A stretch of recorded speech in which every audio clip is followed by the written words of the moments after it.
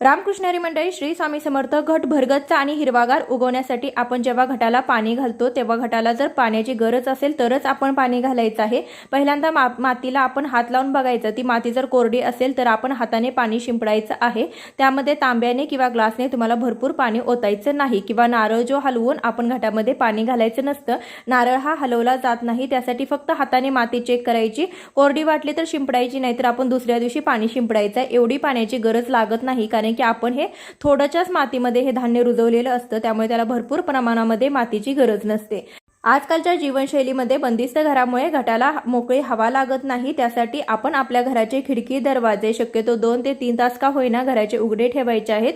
त्यामुळे घटाला वारा लागतो आणि आपला घट हा भरगच्च उगवतो. पाणी तेवढं आपल्याला जास्त प्रमाणामध्ये घालायचं नाही. तुम्ही जेवढं जास्त पाणी घालाल तेवढा घट हा भरपूर खराब होतो, त्याला वास येतो, भुरा येतो आणि घटातील धान्य हे कुजलं जातं.